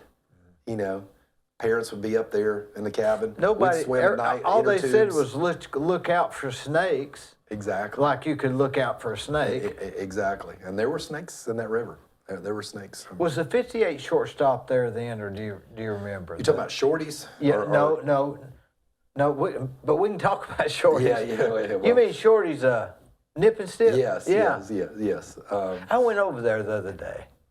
Would you believe I went over there? Is it still in existence? It's still there. I went over there. I drove in the parking lot, and I know I've had him here. I got his picture on the wall. Wow. I'll show it to you for Legend, yeah. Him and Shorty, his wife Shorty. Yeah. And he must have thought I was the police or something, because he grabbed, first thing he did is grab his phone. I think he called his daughter that was down the hill, because, you know, he's always, you know, right? If you know, you know. Yes, if you know, you know.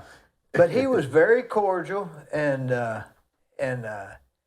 he was carrying a pan of cornbread, and I said, I said, "Where are you going?" He said, "I'm going out here to feed them birds."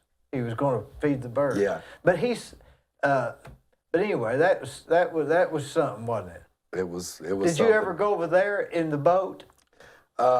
A couple of times, very carefully. I think I had Greg Mooney with me one or two times. So, yeah, I wouldn't go alone, but I'd go with people that knew them better than I did. One time we went there, and my wife had just gotten pregnant and wasn't telling anybody, so she was hot. But anyway, that's really something, isn't it? Yeah, I mean, we had a great time. We had great neighbors at the river, and 4th of July was a big time there. Big deal. With the B&B Marina and everything. Yeah, well, but just being able to be on the boat, on the water, with the fireworks and doing all that, it was just a lot of fun. And again, the smells, like you said, of primarily like cooking and grilling. If you could bottle that stuff, man, that smells. Man, I wish I could. Just incredible memories. Have you ever seen the movie or read the book? Trip to Bountiful? No. In fact, they were doing the play of it in Etowah here about a month ago, but I didn't go. But it's a book about a girl that's got this issue, and so she gets in her car and she's just driving, trying to solve the issue. And so as she's driving, she somehow or another she ends up eating a plum. And that plum, the taste and the smell, reminded her of growing up. And during this trip, she was able to solve the problem in her mind because simply of picking up that plum and tasting that and smelling it, it makes all the sense in the world. Yeah. Yeah, thanks for sharing that. That's really interesting. I'm going to have to check that out. It's called The Trip to Bountiful. Yeah. But anyway, so let me ask you this. When you were in Knoxville, you have mentioned knowing the guy, Hanna. Yeah, Jack Hanna. Jack Hanna. Yes. Now, he was from Knoxville, and I didn't realize he was from Knoxville. Yeah. But you talk about a star. He's a star. Yeah, he's from Lenore City, and that's just right here. It's just right. I up the never road. knew that. Yeah, it's just right up the road, and Jack was incredible. His brother Bush, Bush's son. Oh, what a name, right? Bush. Yeah, right. Yeah, Bush yeah. Hanna. That shows you the family, But Bush's son Ross and I were really good friends, and Ross, when I was at UT. I got to know him, and we got to hang out together. So on the weekends, a lot of times on UT weekends, when I wasn't working, which was rare, but I would go to Lenore City, and we'd hang out on the farm over there on the Hanna farm. And with him, with Jack, Jack would come by several times, and I'd see Jack. Again, his brother Bush we spent a lot of time. Jack one time brought a chimpanzee over. He had a knack because he had animals, right? And he was doing animals. He was gifted. He was very gifted. He was doing animals for a long time and loved animals. And this was before he moved to Columbus, Ohio. So this was prior to what, 92?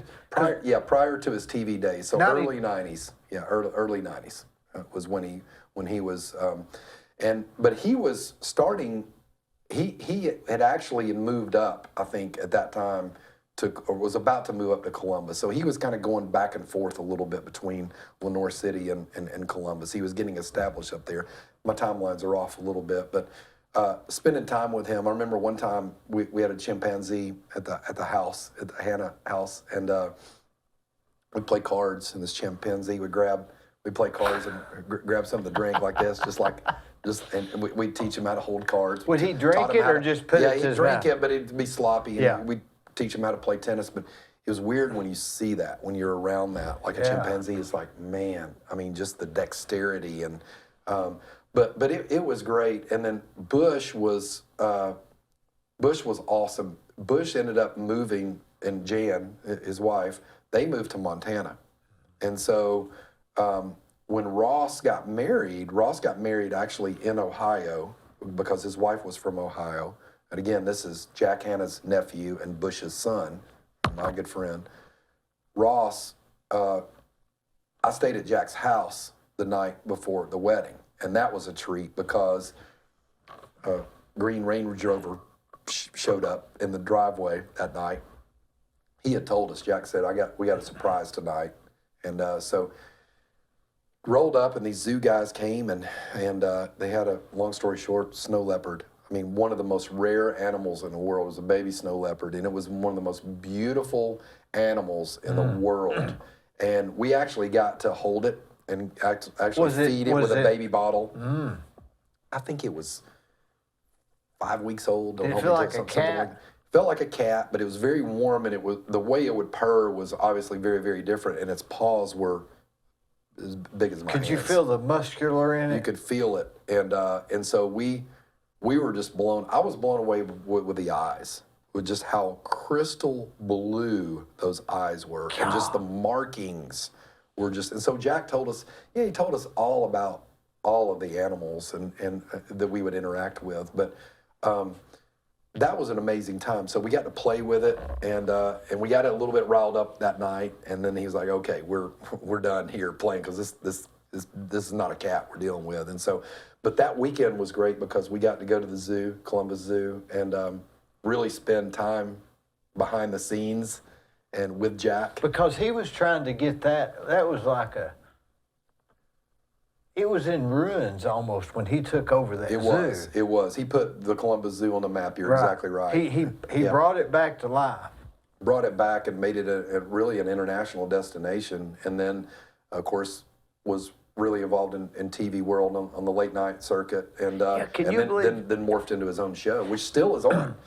Jack Can Hanna's you Animal believe Adventure knowing School. that you stayed at a guy's house that was on Johnny Carson? It's pretty cool. I mean, that's pretty cool. Yeah, it's pretty cool. Let's face it, that's pretty cool.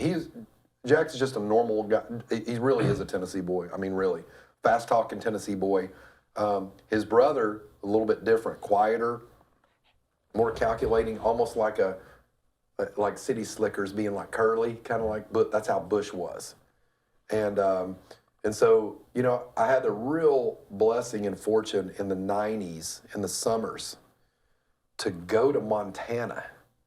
When I took my vacations, I was single. I didn't get married until 2003. But in the 90s, and we can touch on TNN in a second. But this was about the time that I was about to move to Nashville. But I would go with Ross to Montana, and we'd spend, as long as we could. 8-9 days was my max before I had to get back to work. That was as long as I could stretch it. But they had a ranch in Fishtail, Montana, which is west of Billings. So you fly into Billings, and you drive about an hour and a half west, and you go through a little town called Absaroka, and then you go into Fishtail, Montana. That would have to be a small town, right? A little bitty town. I mean, less than 1,000 population at the base of the Beartooth Mountain Range, which is one of the most panoramic and beautiful mountain ranges in the world. And, more people know about it now, but back then, this was when Montana was really kind of Montana, I say. I mean, I know it's changed a lot. The bigger cities, Bozeman, those areas have changed a lot. Well, Ralph, Hank Williams Singer wrote the song about Billings, Montana. Yeah. Yeah. That was about the time you're talking. Yeah, that's right. It truly, in my view, the Wild West, and that shaped me. I had this little cabin, 550 square feet on the Hiwassee River, and spending those summers. And then when I got to college, and then when I got out of college, then I had the blessing of spending some time in Montana. We would ride horses, we would fly fish, we would hike, we'd ride ATVs up on the old logging roads. We'd just be boys. And we would just go. And I'm with the Hannas, which are wild, and they're not scared of anything. They're actually looking for grizzlies and looking for things. And I'm you're like, looking out for them. Yeah. And, I'll never forget, we were on a campfire one night, and we're talking about grizzlies. And this blew my mind, but Jack's on one on the side, Bush is over here, and we're talking about grizzlies, and Bush gets really quiet, kind of like Curly and City Slickers, and he kind of sniffs like that, like Jack Palance did, and he goes, I can't think of a better way to go. We're like, well, what are you talking about? Like, getting eaten by a grizzly. That's the best way.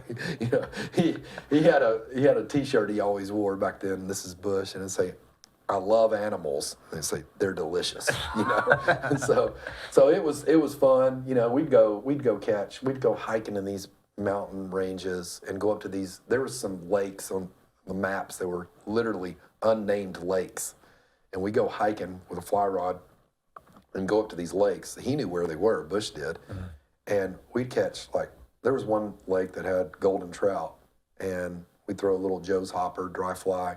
And you could literally see those golden trout shoot up, 10, 12 feet and grab that fly. How did they get into all of that from Lenore City? I don't know. I mean, that would have to be a big, huge leap. It was a huge like leap. lightning striking or something. Yeah, Jack was just always, they were always interested in animals. I remember one time we were on the farm in Lenore City, and Bush said, let's go rabbit hunting. So we went rabbit hunting and shot couple rabbits. The first one I shot, he said, that's a good shot, and go hang it on a tree branch and we'll be right back. So, but their rule, and I grew up duck hunting a little bit thanks to my late father, but what you shoot, you eat, and that was their rule. So we shot 4 or 5 rabbits that day, and came back, and Jan made rabbit stew, and it was incredible. It was great. So those were fun memories, but the Wild West, and it's fun watching like Yellowstone now and some of those series now with scenes in Montana, and it just brings back special memories for me, just being in that Wild West. And because the stars, there were times, Dee, we'd go on horseback and stay in these little cabins, and we'd get up in elevation a little bit in the summertime, in July, and it's 32 degrees, 33 degrees at night, and you would maybe get up in the middle of the night or just sit on this deck, and the stars were horizon to horizon, and that's something that until you see it, it just blows your mind, because the stars literally go from the horizon, to the horizon. And, things like that, I journaled, and I'm not really a journaler, but I have journaled pretty much every day I've been in Montana, because I would have to see that to understand it, right? Yeah, you would. You'd have to see it to understand it. But, I had a little bit of an early connection to horses, just being around. Again, my Aunt Molly, who was really drawn to horses because of her disability, and my grandparents got her around horses every chance they could. And I learned a lot being around that, and then I learned a lot learning how to ride a horse. Why would disability people be drawn to horses? Because they are.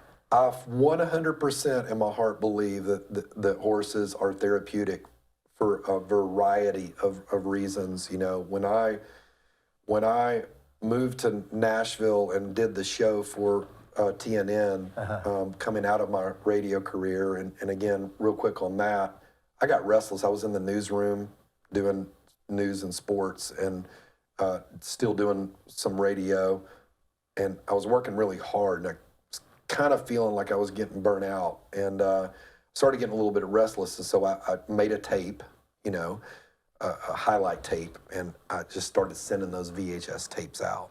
And good idea. I've always been it turned out to be a good idea, but I've always been a little bit of a networker and a dreamer by heart. And it's kind of how I'm wired as an Enneagram 7. But I started sending the tapes out. Well, I've always been a kind of a practical joker with my friends. We always pranked each other.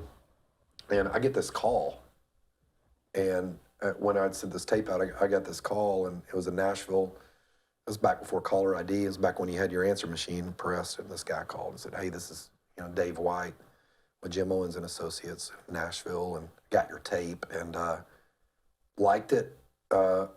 Like for you to come over Thursday and do the show on TNN. And I thought it was a joke, so I called this guy back. I was like, hey, Dave. I thought it was my buddy, Brian Pesterfield. Hey, Dave, how you doing? Yeah, Brian would do that. Yeah. And it was actually him, and so I got to go. Went over there and did the show. That's a whole other story that we can get into if you want to. But when my point was just being doing that, and it was a brief time, but doing that show was kind of the climax or the highlight of my broadcasting career, because I was all in at that point. I couldn't. There was no turning back to the newsroom. There was really no turning back to radio, maybe, It's but hard not to really. reverse. It's hard to reverse when you go into programming, and it was the big leagues, and it What was did you fun. do there? I hosted a show called TNN Country News, so it was a nightly. It was almost like an entertainment. Like Tonight Show. Kid Craddock in the morning, the top five. What do they call that? That was more of the. That's kind of more of the countdown stuff. But this was actually, you're on TV. So think of Entertainment Tonight, right? Yeah. And you think of But John Tash days. it's loose news, right? I mean, it's It is. entertainment It's gossip entertainment. news. It is. It's just, it's more just entertainment news. Like, hey, Brooks and Dunn had their first number one or their second number one. Or, So hey, and Garth so's Brooks, marrying so and so. Garth Brooks is doing this, and then we would get to do. That show was very easy for me. I say that with humility, because when I was in the newsroom, remember, you had to type out, you had to write your own script. You were live television. You had to be malleable. You had to adjust. Well, this was live to tape. So all of a sudden, you had writers. You had people that would write your script, and all I had to do was show up, sit on the desk, read the teleprompter. Not let your dyslexia get in the way. Yeah, and that's fine. I could read a prompter fine, but I would do it, and it was just like, okay, that's easy. And so Deborah Moffett was the host. She was former Miss America. She was the one that handed Vanessa Williams the crown, and Deborah's really sweet. She went on maternity leave, and so she was on maternity leave, and I had the chance to fill in for her. And so the first show I did was, I did it and I just read it, and we did it in one take, and everybody looked at each other. I thought something was wrong. All the producers looked at each other and the camera people looked at each other, and they were like, I was like, is everything okay? And they're like, we just did this in one take. We get to go home early. We love you. We don't have to edit. This is awesome. And so it just came naturally to me, and no slight on Deborah, but they stayed with me, and that it was a great ride. It was a short ride. It was fun. I slept on Brian Pesterfield's couch. They put me up for a while, and then I crashed with Brian Pesterfield. And What was he doing there? he was doing some building and just some other stuff. But Brian lived in Sylvan Park and off West End, and we had a good time. We had a fun time. We had a stupid little immature game when, I'd tape this thing at 4 in the afternoon, and then it would air at 9 Central, and we'd be out at a place on Broadway or something, and he'd get the bartender to change the television. Oh, by the way, here's my buddy. But we had a good time doing that, and it was fun. But that show. So this was in the same production house as Ralph Emery and Crook and Chase, and this was the production house that Almost the produced all same these shows. era, right? It was the same era. It was the same era, Yeah. and so I was in that fold of shows with Crook and Chase, and I got to know them really well. And Ralph Emery, of course, was a legend. Yeah. And it was a different cross section of country music for me. It was like, it wasn't as intimate as radio, but it allowed me to go out and do some interviews and features one-on-one on camera, like we're doing with a few stars, and that was fun. I think my favorite was Hank Jr. I got to spend a day with him when he was doing, remember he did the Monday Night Football theme for years, which won Emmys, a string of Emmys. Yeah. And so my assignment that day was to go sit down with him and interview him specifically about his run doing this with the Monday Night Football. After he you got ready for some canceled, football? And after he got canceled or prior? prior. And it was great. He was so kind to me. He's like, "Come on, son, let's go on my bus." And his wife made me a turkey sandwich, and we're sitting down hanging out, and we hung out all day. So he was just a really he was a regular guy. regular guy. He really was. He was very, very kind to me. And So that was fun. But Was you this know, was the turkey sandwich good? turkey sandwich was amazing. It Was it amazing. what kind of bread? It was a sourdough bread. I'll never forget Toasted? it. No, it was not toasted. Sourdough bread with a little bit too much mayonnaise, but it was still I like good. it when it's got a little too much I like mayonnaise. it too. Lettuce, tomato, And a little too much mayonnaise. yeah, a little bit too much mayonnaise. So it was great. Do you eat potato chips? I think I had some Lay's. I think What it was about some him? Lay's. He didn't eat. He just said come. He told his wife to take care of me, and she did. And I had a very similar experience with Waylon Jennings, which was amazing. Boy, I and so bet. I got to meet Jesse and hung out with Jesse and Golly. Waylon. And you know that was just a lot of fun. Yeah. Waylon and I talked a little bit more about Dukes of Hazzard, you know, and of course remember he was the voice. He was People the don't voice. realize that, you know. But he was more popular than the Dukes of Hazzard. He was. Maybe not at that he time. was. but- Yeah, he was a legend. And but anyway, what an amazing time. I put it all out there. I was in programming world with really kind of no turning back. And then you know, my boss was Rat Clark, which was Dick Clark's producer, or Dick Clark's son. So Dick Clark, you know, so it was under Dick Clark Productions. They were partnering with Jim Owens and Associates later, but at that time, Rack was cutting his teeth in production world, and Rack was a great guy. It was weird. There were a few nights, and he would say, "Dad, watched your show," and hey, smile more, or do this, do this, do this. Like, oh gosh, Dick Clark, this is crazy, you know. So it was a lot of fun. But that show, my show, and several shows were canceled because Viacom, the parent company of CBS, bought TNN, CMT, bought that conglomerate, and so there was a merger that was going on. And they've been bought out since, I Yeah, think. yeah. And so back then, that was the saying that Nashville became New York overnight. Right. And so you know, that was unfortunate. It was beyond my control. We had good ratings, and we had a really good rapport with the production company, and it was a lot of fun. And I actually had an agent at the time, and it was. Are they expensive? I mean, it really depends. That they don't, you know, some will take a kind of back then. I have to go back on memory. I think it was 10%. So they can be expensive, but it was a 10%. You know, you don't pay them; they just take 10%. Yeah, they'll I see. negotiate your contract, and then so. I didn't have one. I didn't have an agent until I got that show, and when I got the show, then I started getting a little bit of attention from agents, and so I had done my research, and there was an agency, NS Beanstalk, out of New York, and Adam Liebner, who was Richard Liebner's son. This was a big agency that had Diane Sawyer and Ted Koppel and Jon Stewart and some big TV names. I think they had Sajak at the time. They had newscasters, and they had what they would call kind of programmers like me doing soft news. And so remember going to New York, meeting with him on a couple of occasions. We would talk about things. And so anyway, the unfortunate day when I got the call or got the meeting that my show was canceled, I called my agent, and he goes, "Okay, give me tonight. I'll call you in the morning, and I may have an idea or two." And so he called me, and he said, "Look, you're at a crossroads. You're at a crossroads in your career, and you're good at what you do. I can get you a job.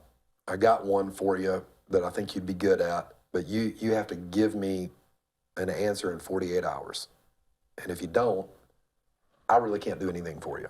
That's the way broadcasting works. It sounds crazy, but that's just the way it works. So, and the job was in Los Angeles, and it was for the E! Entertainment Network, and to be a reporter. And I said, I was scared. I just didn't have a feeling for it. I really didn't have the feeling for it. And so, Were you homesick too? I was. Well, I wasn't home. I had so much fun in Nashville. Nashville was, you know, Nashville's grown up now, right? It's such a huge city, but back then it wasn't. But it was still, you know, kind of a little Hollywood, really. It really was. It was a little L.A. I mean, there was still film scene there. There was a music scene outside of country music there. You know, the Titans were. That was about the time that they didn't have the Titan Stadium. That's yet. right. No, they they had the old bluegrass bars down by the river that served free popcorn. They did, and they still had Tootsie's and Robert's Western World and those iconic places, Yeah. but it wasn't, Broadway was Right. different, you know, and so I made the decision to just, you know, go into real estate, and I'd watched my dad do it, and Had you it been was a itching dramatic that way decision. anyway? I kind of had, and I didn't know it, but yet you're right. I mean, I had always watched my dad. I always was fascinated with business, and I knew that I wanted more than just reading a teleprompter. I knew that because I was fascinated with I subscribed to Broadcasting and Cable magazine, and so I was fascinated with how the business of broadcasting works. So I had a business, you know. You could see that it was going to be an all or nothing maybe. Yeah, I could. And, you know, one of the reasons why I really wanted out of the newsroom before I got that post at the National Network was divorce was rampant in the newsroom. Like, it was like, think about it. You know, the main newscasters, 6 and 11, they'd come in at 2 o'clock in the afternoon and they'd leave at midnight, 1 a.m. When would they see their kids? When would they see their spouses? And I saw that. I didn't want any part of that. I didn't have a family then at that time, but I was like, I know I don't want that. So check, let's move on. And I have no regrets. It was a fun ride with broadcasting. I hung on there for a while. I actually did a show in Nashville on Friday nights with Fox Sports for quite a while. And there was a guy, Ashley Webster, that was my boss, that was a news director. He's now with Fox Business. He's based in London. He was an English guy. And did that for about a year and a half.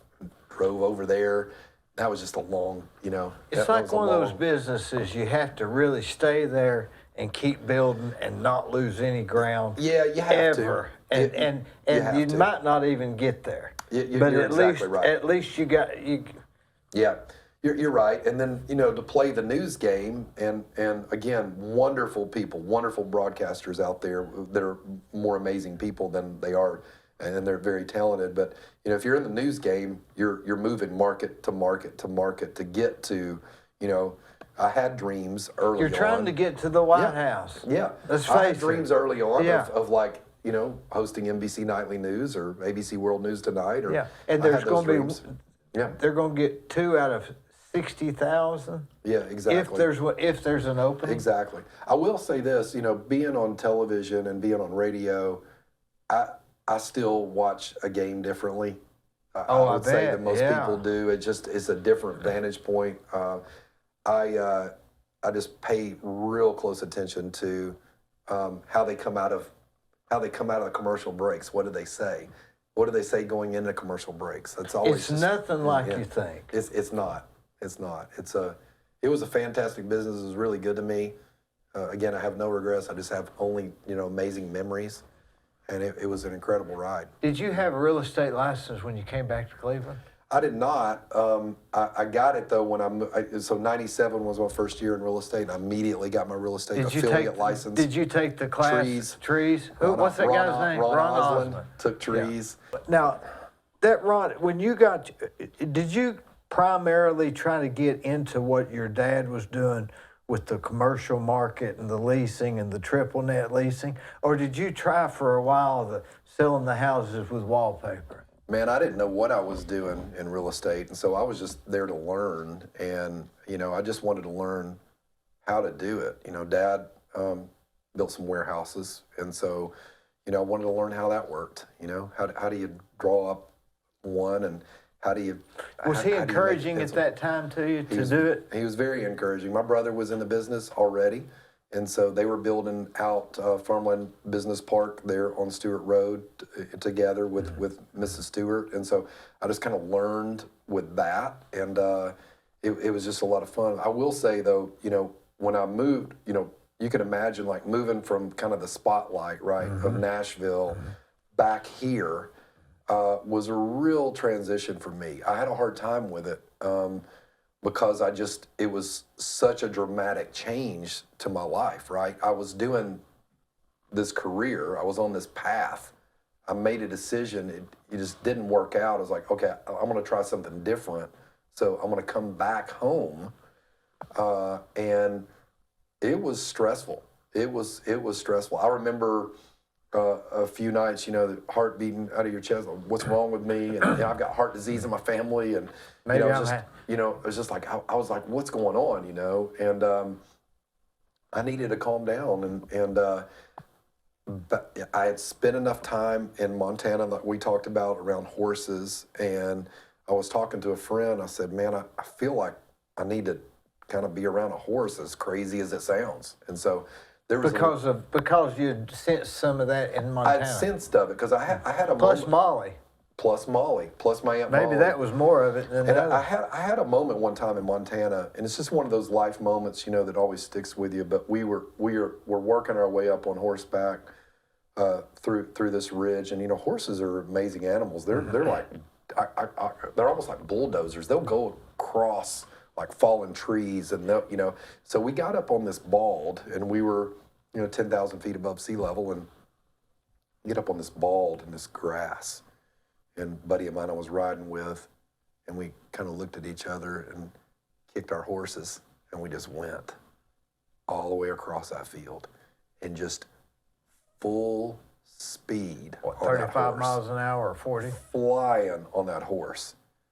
And there was something about that spoke to me. And we got through at the end of that ball, and we just horse calmed down, and we're down, and I'm just looking around 360, and I'm like, man, it was a God moment. It was like the beauty that was around me, and the beauty of this horse that I was on. It's always stuck with me, that moment. And so when I got back, I wanted to reconnect with the horses again. And so there's a lady, Susan Malone, that really sweet lady. She's passed away since, but she gave like riding lessons and tacking lessons and horse riding lessons. And so I connected with her through a friend, and went out there at night, and I actually rode at night. I like doing things sometimes at night. It's just a different perspective. It's just right under the stars. And that is just very, very therapeutic to me. And so I believe in my heart that, whether you're handicapped or whether you're going through something, horses have a certain power. It seems to be coming back in the conversations when you talk to people about stress or anxiety. They always come back to horse therapy. I mean, that's what the Tri-State Center's got. Yeah, it's a real thing, and it's kudos to all of those that are involved in that. I don't know what the reason for that is, though. I really don't know. I'm not sure. There's just a horse-human connection. There's a guy, Monty Roberts, back in the day. He used to have a VHS series. He was the Horse Whisperer. The Horse and Whisperer. I watched that, and I would study that and just watch how he would break a horse without breaking a horse the way most people do. So yeah, there's something to that. So, but yeah, real estate has been great. I'm still learning, still got a lot to learn, but Dad was a great teacher, and he taught me probably more than anything just how to treat people. Are you an individual real estate agent right now? I'm a broker, so I've been so when I got my affiliate license in '97, did the 3 years, and then became a broker then. So I've been a broker for almost 25 years, and I'll do a little bit of commercial brokerage work, really kind of, I guess you would say now on my own terms, like taking certain assignments, but just very few and far between. But I'm really have morphed more into an investor in real estate, but I also work with a variety of partners that will come in, and we'll go in and develop certain things. So I'm working with some exciting guys now out of South Carolina and also Atlanta to go in and find great sites, get them entitled, roll our equity position into the general partnership, and then work with a variety of joint venture partners that will go vertical with those deals. So not necessarily in Cleveland or Ooltewah. We're talking about regionally North and Carolina, southeast. Yeah, regionally and southeast. And how do you find these sites? Through other brokers that you've got relationships with? Really through the good question, network of brokers, and just also just our network, the collective network. So your pay comes once Down every the year, once road, every down year and the a road. half, right? Yeah, down the road. Sometimes once every 3 years, really. Yeah. You know, it's kind of elephant hunting, and it's a really challenging time right now, as you know. I mean, with the interest rates now, you know, new development almost doesn't make sense right now. It makes no you know? sense. You know, Here, one thing I've always, of course, people I think totally different when it comes to real estate a lot of times, but the economy, in my opinion, is very good, but it's very different. yeah, And if we think we're going to operate the next 10 years like we've operated the past, we're going to really screw up. we are. But if we think that nothing's going to happen, we're screwing up too. Because Exactly. because money's there. Yes. It's almost too much. Exactly. So we just got to find out what the next thing is.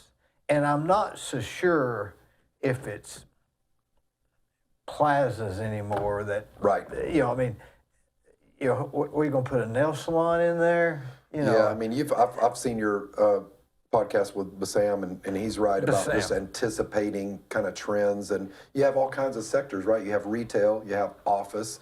Office is seeing a big shakeup. You've had a big growth of industrial because of e-commerce, but you know, how long will that run last? And then you have multifamily and single family, and you have all these facets and asset classes of commercial real estate. But again, when you're dealing with deals of that size, right, there are two dynamics that you have to navigate through, and that's why new development, it's hard to make sense right now because you're doing OPM, using other people's money, and you're using leverage, right? You're putting debt on those. And both of those right now, for a variety of reasons with the macroeconomic conditions right now, tread carefully. That's what you have to do. I almost think it's becoming a thing of not where do I put my money to make money. It's where do I put my money to let it at least stay defensive. And that may be large tracts of vacant land. It may be.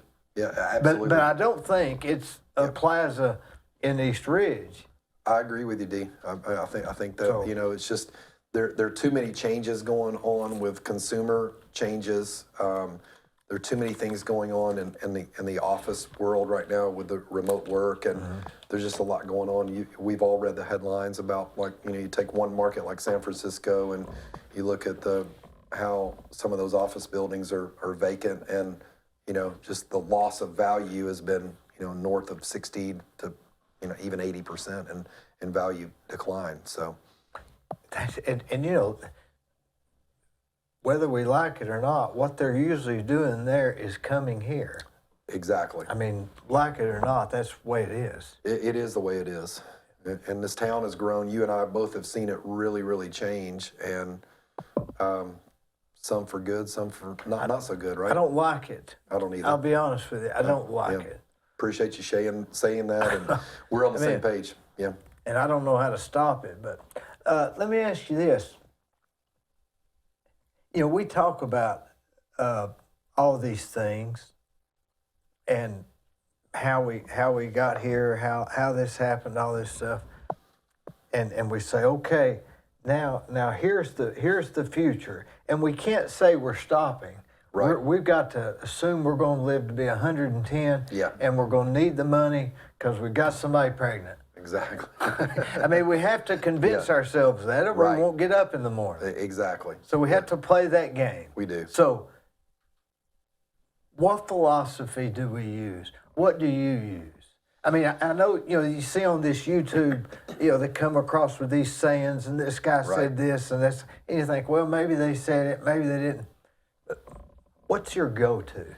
I mean, my go-to kind of mantra in my mind is "not done yet." So those three words are powerful to me because I feel like you and I probably have a lot of friends that are our age and beyond that have kind of given up. Let's face it. They think their health is turned, or they're not taking care of themselves, or they just don't have purpose, and it's really sad to me. You know, I want to encourage them. You know, I used to feel like I wanted to, like, impact people. You know, your word about, hey, let's make an impact. Yeah. I have peace of letting that go. I want to encourage people. I think that's a gift that I've been given just naturally, is just encourage people. Impact is a maybe a byproduct, maybe not. But Well, some people don't want to. no. They just don't want to. No, they don't. And I do think this, I think there's also a really important aspect. If we're not careful, we can isolate ourselves. And I think it's really important to be accountable to somebody, you know, to be accountable to God, but with who you work with and for or whatever, not run away from accountability. And I think that's an important aspect. And then again, there's that layer of purpose, and it's also a layer of vision, right? It's like you're good at that. We just talked about that, looking down the road. Like, we're not guaranteed another day. We know that. By the grace of God, we wake up every day, but we also have to look down the road and think in terms of where do we want to be, you know? And yeah, we got to take things day by day and work hard and all of that, but we've got to also look down the road. And I'm thinking about life in my 60s, you know, what does that look like? What do I want in that life? Personally, I still want to be really active in business. I want to work on great deals. I have some specific 5-year goals in my business that are very specific with my partners. They're big, they're bold, but they're measurable, and I think they're attainable. And there's accountability layer within that, because we all kind of pull on that same rope together. And so that excites me. But like, looking forward is like, I want to be a good citizen. I want to encourage others. I want to take care of myself. I want to be the best dad, best husband I can be. And I want to do things within God's will. But what I'm saying is, what's the philosophy? Poor Richard's Almanac, you know, Yeah. Tony Robbins, Yeah. Norman Vincent Peale. Which one is it, or do you have one? I don't think I have a specific one, you know. I really don't. Again, I think it's just, I'm wired. I think I've been in a pretty beautiful window right now of self-discovery. And so I don't know if you've heard of the Enneagram or not, but, you know, Enneagram is, I've heard there are of a lot of tests out there, a lot of personality tests, right? Well, I've taken the Enneagram. Have you? Yeah. What's your number? 6. All right, good. I'm a 7. I have a little questions about their test, though, because Yeah.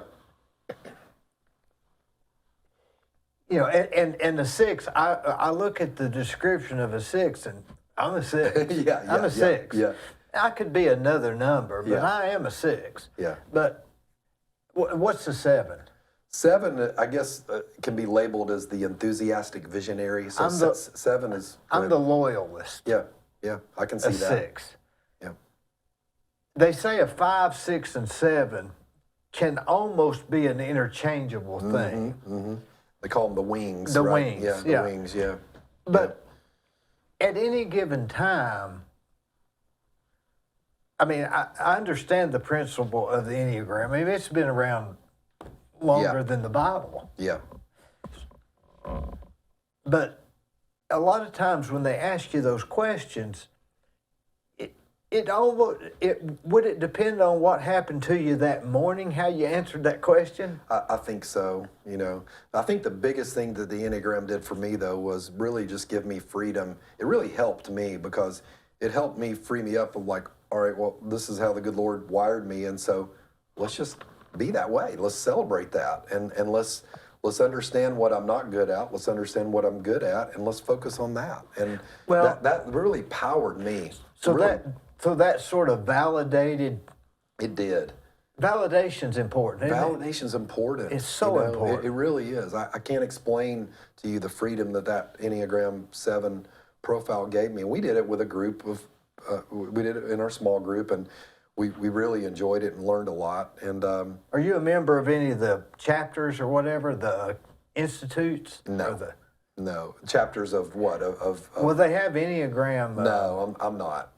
Just read a couple books about it and done a couple studies about it, and that's it. So, yeah. So in other words, the way of your thinking in finding out what your Enneagram number was, you said, "Oh, okay, this is I'm in a group.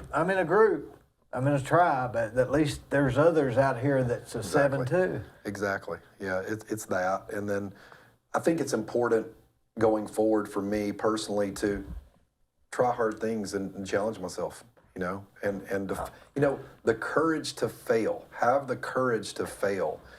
We can't forget about that. That's powerful. Well, that goes back to the man in the arena. You ever read Yes. that? Yeah. That's so powerful. We it should is. listen to that We should. Thursday afternoon at 5 We should. o'clock. I'm gonna go back and listen to that. I mean, it is great. It is. It talks about the guy that failed, Right. but he got the prize. He didn't get the prize of winning, but he got the prize of knowing that he tried, and that's worth so much. But anyway, Absolutely. the man, who was it? Theodore Roosevelt? No, can't remember. But Yeah, it's important to do things that are going to challenge, whether it's physical or whether it's in business. It's just important. So I'm about to come into a season, I think, of probably a lot of failure, which, is probably going to be good for my soul. So. well, one thing about it that I have a problem with is controlling the intensity or leaving the margins, Yes. as you've explained, that I had never heard. Down. Yeah, powering And down. I have a trouble leaving the margins. I mean, I'll cut my arm off to do it, and then I end up saying, okay, I did it. Oh, yeah, but now your arm's off. Well, I couldn't worry about that then. Yeah. Well, you're a doer. I mean, you always have been. And you're going to disrupt and you're going to do things, and which is great. It's better than not doing anything. I'm a workaholic. I went to a counselor that specializes in workaholics. And first day I was there, he said, hey, I talked to him for a few minutes. He said, well, there's nothing I can do for you. And that's the way you're wired. Yeah. He wasn't going to. Well, you know that, right? Yeah, I You know knew it. that. But at least I said, oh, okay, that's my problem. It's okay. But I don't see, unless I'm missing something, Dee, I mean, I don't see that stressing you, right? Do you think that work stresses you? Oh, I mean, yeah. it's the situations that do, right? But are you putting yourself in those stressful situations? Yeah. So that's what you'll have to watch more than anything. Yeah, Is like, I can't help it. Yeah. Just like you can't help it. Yeah. So what's this thing that you've got something on your mind that you're gonna do this next step. I'm reading you, but I don't know what that thing is. Well, And yeah. if I could suggest, Yes. you've got the mannerisms, the poise. You need to be in public office. I appreciate that. There's no question. Yeah. Do you think, Gwen? Gwen says definitely. Well, I will say this. I mean, I like serving the public, so I've always enjoyed being involved in the community, whether it's Boys and Girls Club or Habitat. Oh man, those days of being around Bob Sane and Jim Tucker and Chuck Haney, those guys were legends, and I learned a lot from them about just the humility of service. I don't know, man. It'd be something to think about. I thought about it actually years ago. I had a short period of time where I thought I was going to run for Congress, and that was would have probably won. That was not the right time, and it was not the right motivation, and I don't think I would ever really be. That's not what I want to do. If I could quietly help others through some sort of service, I would be open to that. You know, my family, my cousin, Joe Rodgers from Nashville. I always called him Uncle Joe. You know, I lost my Uncle Buddy. You know, before I never knew my Uncle Buddy, but Joe Rodgers from Nashville was U.S. Ambassador to France under Reagan's second term, and he was a businessman in Nashville. And so, being around him and learning things from him, I learned a lot from Joe. He was close with, at that time, Governor Alexander, but now Senator Lamar Alexander, and I've been around politics a little bit. We're all turned off, right, by politics this day and age. That's where you would shine, yeah. And I talked to Joe one time before he passed. He passed away in 2009, but I talked to him about, hey, I think I may want to do this, you know. His response was funny. He's like, you want to be one of 435 bunch of nobodies, or he wasn't derogatory Yeah, toward Congress members, but he was like, you want to be a part of, you're not going to get anything done. Why would you ever do that? And it turns out that was just a bad idea at that time. And so, but thanks for bringing that up. I don't know. I have a heart for this country and a heart for serving others, and I don't know what anything like that would look like. But I will say this, my next years, Lord willing, will be focused on continuing to build business and continuing to take care of myself health-wise. I mean, we go through little dings, right, and seasons with our health. I've had some prostate issues, and I won't get into that, but that's given me a new perspective. And I've really had to dial back and focus on my health. And it's been a good journey to focus on that, and I've learned a lot, and I've got a lot more to learn, but I just want to be the best person I can be. You know, family's first right now. I'm in that season with, 17-year-old, 14-year-old, and 12-year-old, all boys, and I got this window with them right now, and I'm focused on that, and focused on being a great husband with my wife, Lauren, who is incredibly great to me. So she makes it easy for me. So, You ever watch True Grit? John Wayne. I don't think I have. John Wayne? I want to. I mean, Well, there was this scene in the movie where the guys are ahead of him. There's three of them on horseback. Yeah. He's standing back. There's no chance he can win. There's no chance he can beat him. He takes the horse's reins. He puts them in his mouth. He's got a 6-shooter in the right hand, and in the left hand, and he's got a rifle in the right, and he's shooting, and he's cocking, and he's shooting, and he's riding towards him. That's what we need to be. I love it, man. Dee, thank you so much, buddy. I really enjoyed it. Thanks.